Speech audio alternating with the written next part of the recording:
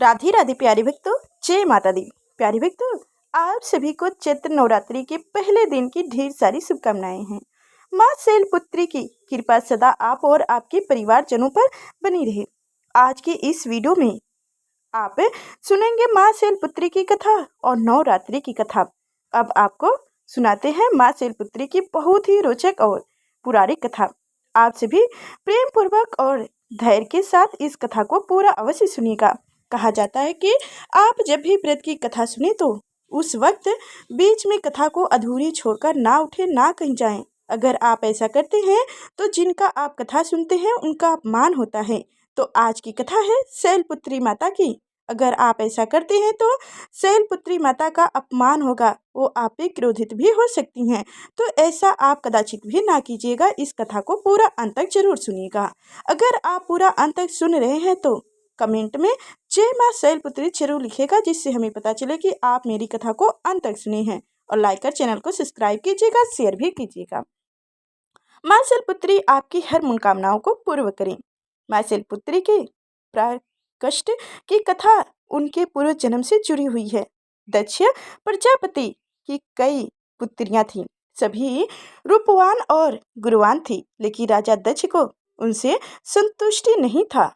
वो चाहते थे कि उनकी एक ऐसी पुत्री हो जो सर्वशक्ति संपन्न हो। इनके लिए राजा दक्ष घोर तप करने लगे। तप करते हुए कई दिन बीत गए। तब राजा दक्ष की तपस्या से प्रसन्न होकर माँ भगवती ने उन्हें दर्शन दिया और कहा कि मैं तुम्हारे तप से प्रसन्न हूँ। मैं स्वयं तुम्हारे यहाँ तुम्हारी पुत्री के रूप में जन्म लूंगी और तब से मेरा नाम सती होगा। उसके बाद माता भगवती ने सती के रूप में राजा दक्ष के यहाँ जन्म लिया। माता सती दक्ष की सभी पुत्रियों में अलौकिक थीं। बचपन से ही उन्होंने अपनी माया दिखानी शुरू कर दी थी, जिसे देखकर राजा दक्ष भी विषम में पड़ जाते थे। धीरे धीरे माता सती विवाह के लायक हो गईं। तो दक्ष प्रजापति को उनके विवाह की चिंता होने लगी। उन्होंने श्री ब्रह्मा जी के पास गए और परम पिता उन्हें प्रणाम किए। ब्रह्मा जी बोले कि सती भगवती देवी का अवतार हैं, वो आदि शक्ति हैं और शिव जी आदि पुरुष हैं। इसलिए शिव जी के अलावा देवी सती से विवाह के लिए कौन उचित होगा।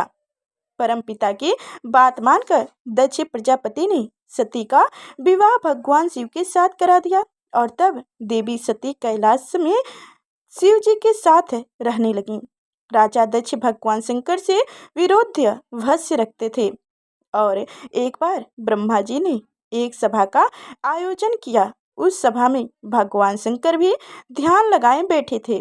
जब राजा दक्ष वहां पहुंचे तो सभी ने खड़े होकर उनका अभिवंदन किया, किंतु शिव जी तो ध्यान में मगन थे। उन्होंने ना दक्ष को देखा और ना खड़े हुए, जिस कारण प्रजापति दक्ष ने उसे अपना अपमान समझे। केवल इतना ही नहीं, उनके हृदय में भगवान शिव के प्रति ईर्ष्या की अग्नि जल उठी और फिर वो भगवान शंकर से बदला लेने के लिए सही समय और अवसर का इंतजार करने लगे। समय बीतती गई। फिर एक दिन राजा ने एक विशाल यज्ञ का आयोजन किया। इस यज्ञ में सभी देवताओं और मुनियों को बुलाया, किंतु भगवान शिव से वैर होने के कारण प्रजापति दक्ष ने भगवान शिव को उस यज्ञ में आमंत्रित ही नहीं किया। इधर जब कैलाश पर्वत पर विराजमान देवी सती को यह पता चली कि उनके पिता प्रजापति दक्ष यज्ञ का आयोजन कर रहे हैं तो वो अपने पिता के घर जाने के लिए भगवान शिव से अनुमति मांगने लगी। तब भगवान शिव ने उन्हें समझाया कि देवी बिना बुलाए जाना ठीक नहीं है, लेकिन देवी सती को भगवान शिव की यह बात बिल्कुल भी नहीं अच्छी लगी और वो भगवान शिव से अनुमति लिए बिना ही वीरभद्रा को साथ लेकर अपने पिता के घर चली गई। जब देवी वहां पहुंची तो उन्होंने देखा कि प्रजापति दक्ष के यहाँ होने वाले यज्ञ में तो सारे देवी देवताएं सम्मिलित हैं। सभी देवता अपनी अपनी पत्नियों के साथ वहाँ पर पधारे हुए हैं, लेकिन उनके ही पति भगवान शिव वहाँ पर उपस्थित नहीं हैं। तब भगवान शिव को वहाँ ना देखकर क्रोधित होकर उन्होंने देखा कि उनके पिता भी उनसे सही से बात नहीं कर रहे हैं और उनके मायके में भी उनका विधिवत सम्मान नहीं हुआ। यहाँ तक कि उनके पिता दक्ष प्रजापति उनके पति देव भगवान भोलेनाथ को बुरा भला कह रहे थे। यह देखकर देवी सती ने उसे अपना अपमान समझा। अपमान के कारण उनके मन में क्रोध की ज्वाला धड़क उठी। अब उनके पिता दक्ष ने उनको और अपमानित करते हुए कहा कि तुम्हारा पति शमशान वासी और भूतों का है, वह तुम्हें भाग्य महवल छोड़कर और भला पहना ही क्या सकता है। दक्ष प्रजापति के द्वारा दी गए इस ताने से देवी सती के हृदय में अब भारी पछतावा का सागर उमड़ पड़ा। उन्होंने समझा कि भगवान शिव की बात ना मानकर उन्होंने बहुत गलत किया। एक स्त्री के लिए उनका पति ही सब कुछ होते हैं। अपने पति के लिए अपमानजनक शब्दों को सुनकर वो बोली कि इस सभा में मेरे सम्मान, मेरे पति का अपमान हुआ है। अब मैं एक क्षण भी जीवित नहीं रहना चाहती। देवी सती ऐसा कहते हुए उसी यज्ञ की अग्नि में कूद पड़ी। यज्ञ मंडप में हाहाकार मच गया। तब वीरभद्रा ने क्रोधित होकर उस हवन को छिन्न भिन्न कर डाला। सभी ऋषि मुनि भागने लगे और वीरभद्रा ने देखते ही देखते राजा दक्ष का मस्तक धड़ से अलग कर दिए। भोलेनाथ तो बहुत दयालु हैं, वो कभी किसी पर क्रोध नहीं होते, क्योंकि जब कैलाश पर विराजमान भोलेनाथ को इस बात का पता चला कि देवी सती यज्ञ कुंड की अग्नि में जलकर भस्म हो गई है, तो उनके क्रोध की सीमा नहीं रही। लेकिन जब वो दक्ष प्रजापति के यहाँ आए तो सभी देवताओं ने उन्हें समझाया। तब भगवान शिव ने दक्ष प्रजापति को क्षमा कर दिया, उन्हें पुण्य जीवन प्रदान किया और उनके अधूरे यज्ञ को पूर्ण कराया। और तब देवी सती के विरह से व्याकुल भगवान शिव ने देवी सती के उस शरीर को यज्ञ कुंड की अग्नि से निकाले और उन्हें अपने बाहों में उठाकर भटकने लगे। जहाँ जहाँ पर भी देवी सती के ये अंग गिरे, वहीं वहीं पर शक्ति पीठ बन गए। उनके बाद देवी सती ने अपने अलग जन्म में हिमालय के घर पर उनकी पुत्री के रूप में जन्म लिया, जिस कारण वो शैलपुत्री कहलाई। प्रिय भक्तों, अब तक तो आपने सुनी माँ शैलपुत्री के प्रकृष्ट की कथा। अब जानिए कि नवरात्रि के व्रत किस प्रकार से प्रारंभ हुई। इसके पीछे जो अद्भुत और पौराणिक कथा है उसकी भी रसपान कीजिए। धार्मिक कथाओं के अनुसार एक समय बृहस्पति जी ने ब्रह्मा जी के समक्ष चैत्र एवं अश्विन माह के शुक्ल पक्ष में पड़ने वाले नवरात्र का महत्व जानने की इच्छा जताई। उन्होंने कहा, इस व्रत का क्या फल है, इससे किस प्रकार किया जाता है, सबसे पहले इस व्रत को किसने किया, इस सब विस्तार से कहिए। बृहस्पति जी के प्रश्नों का जब उत्तर देते हुए ब्रह्मा जी ने कहा, हे बृहस्पति, प्राणियों के हित की इच्छा से तुमने बहुत अच्छी प्रश्न की है। जो इंसान मनोरथ पूर्ण करने वाली माँ दुर्गा, महादेव, सूर्य और नारायण का ध्यान करते हैं वो धन्य है। यह नवरात्र व्रत संपूर्ण मनोकामनाओं को पूर्ण करने वाला है। इस व्रत को करने से पुत्र, सुख, धन, विद्या और सुख मिलता है। इस व्रत को करने से रोग दूर हो जाते हैं, घर में समृद्धि की वृद्धि होती है, बाझन को पुत्र प्राप्त होता है, समस्त पापों से छुटकारा मिल जाता है। जो मनुष्य इस नवरात्र व्रत को नहीं करता वह अनेक दुखों को भोगता है। यदि व्रत करने वाले मनुष्य सारे दिन एवं उपवास ना कर सके तो एक समय भोजन करें और 10 दिन बंधुओं सहित नवरात्र व्रत की कथा का श्रवण करें। ये बृहस्पति जिसने पहले इस महाव्रत को किया है वह कथा मैं तुम्हें सुनाता हूँ। ब्रह्मा जी बोले, प्राचीन काल में मनोहर नगर में पीठक नाम का एक अनाथ ब्राह्मण रहता था। वह माँ दुर्गा का भक्त था। उसे संपूर्ण सद्गुणों से युक्त सुमति नाम की एक अत्यंत सुंदर कन्या उत्पन्न हुई। वह कन्या अपने पिता के घर में अपनी सहेलियों के साथ किंडा किया करती थी। इस प्रकार बढ़ने लगी जैसे शुक्ल पक्ष में चंद्रमा की कला बढ़ती है। उसका पिता प्रतिदिन जब दुर्गा की पूजन करके होम किया करता, वह उस समय नियम से वहां उपस्थित रहती। एक दिन सुमति भगवान भगवती के पूजन में उपस्थित नहीं हुई। उनके पिता को पुत्री की ऐसे असावधानी देखकर क्रोध आया और वह पुत्री से कहने लगे, अरे दुष्ट पुत्री, आज तूने भगवती का पूजन नहीं किया, इस कारण मैं किसी कुष्ठ रोगी या दरिद्र मानुष के साथ तेरा विवाह कर दूंगा। पिता की बात सुनकर सुमति को बड़ा दुख हुआ और पिता से कहने लगी, हे पिता, मैं आपकी कन्या हूँ तथा सब तरह आपके अधीन हूँ। जैसी आपकी इच्छा हो वैसे ही करो, चाहे राजा से, चाहे कुष्ठ से, चाहे दरिद्र से, जिसके साथ चाहो मेरा विवाह करना चाहे कर दो, पर होगा वही जो मेरे भाग्य में लिखा है, क्योंकि कर्म करना मानुष के अधीन है पर फल देना ईश्वर के अधीन है। कन्या के निर्भयता से कहे हुए वचन सुन उस ब्राह्मण ने क्रोधित होकर अपनी कन्या का विवाह एक कुष्ठ के साथ कर दिया और अत्यंत क्रोधित हो पुत्री से कहने लगा, हे पुत्री, अपने कर्म का फल भोगो। देखो भाग्य के भरोसे रहकर क्या करती हो। पिता के ऐसे कटु वचनों को सुन सुमति मन में विचार करने लगी, ओहो, मेरा बड़ा दुर्भाग्य है जिससे मुझे ऐसा पति मिला। इस तरह अपने दुख का विचार करती हुई वह कन्या अपने पति के साथ वन में चली गई और डरावने कुसयुक्त उस निर्जन वन में उन्होंने वह रात बड़े कष्टों से व्यतीत की। उस गरीब बालक की ऐसी दशा देख देवी भगवती ने पूर्ण पुण्य के प्रभाव से प्रकट होकर सुमति से कहा, हे दिन ब्राह्मणी, मैं तुमसे प्रसन्न हूँ, तुम जो चाहो सो वरदान मांग सकती हो। भगवती दुर्गा का यह वचन सुन ब्राह्मणी ने कहा, आप कौन हैं?